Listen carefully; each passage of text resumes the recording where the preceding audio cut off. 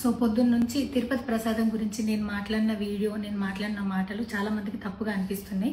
So explanation ఇచ్చే ముందే ఆ మాటలకు ఎవరన్నా హర్ట్ అయి ఉంటే డెఫినెట్గా సారీ చెప్తున్నాను. అండ్ నన్ను రెగ్యులర్గా ఫాలో అయ్యేటోళ్ళకు నాకు వెంకటేశ్వర స్వామి ఎంత ఇష్టమో తెలుసు.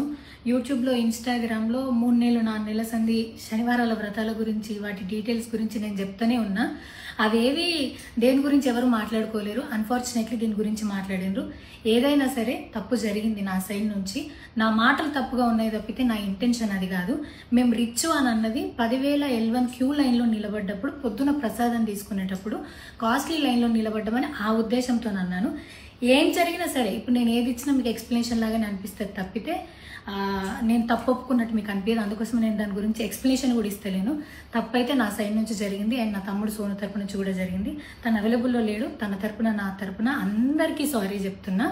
సో నా ఇంట్లో వెంకటేశ్వర స్వామి, నా చేతి మీద వెంకటేశ్వర స్వామి, అన్నిటికన్నా ముఖ్యంగా జీవితంలో నాకు అత్యంత విలువైంది నా బిడ్డ. నా బిడ్డను కూడా వెంకటేశ్వర స్వామి ఇచ్చిండు. నేను ఆయన గురించి తప్పుగా ఎట్లా మాట్లాడతా? అస్సలు ఆయన గురించి తప్పుగా మాట్లాడా. ఆయన గురించే కాదు, నన్ను రెగ్యులర్గా ఫాలో అయ్యేటోళ్లకు నేను అన్ని మతాల దేవులను మొక్కుతా, అందరి దేవులను మొక్కుతా. అందులో వెంకటేశ్వర స్వామి నా జీవితాన్ని మార్చేయండు. ఈ రోజు నేను అనుభవించే ఏది కూడా ఆయన దయలేకపోతే కాదు. అట్లాంటిది ఆయన గురించి నేను ఎందుకు మాట్లాడతా? అయినా సరే తెలుసో తెలకో పొరపాటు మాటలైతే నా నోట్ నుంచి, మా తమ్ముడు నోట్ నుంచి వచ్చినాయి. దానికి డెఫినెట్గా సారీ అడుగుతున్నా. ఇదేదో యూట్యూబ్ ఛానల్ ఏమంటారు వీడియోస్ పెట్టి కేసులు పెడతా అన్నందుకు కాదు, నాకు కూడా అనిపించింది అయ్యో అట్లా మాట్లాడి ఉండకూడదని, అందుకోసం పెడుతున్నాను తప్పితే ఇంకొక ఉద్దేశం అయితే ఏమీ లేదు. నేను మళ్ళొకసారి టీటీడీ మెంబర్స్కి అండ్ నా మాటల వల్ల హర్ట్ అయిన ప్రతి ఒక్కరికి నేను నా తరపు నుంచి సారీ చెప్తున్నా. అండ్ ఇంకోసారి మళ్ళీ ఎప్పుడు రిపీట్ చేయను.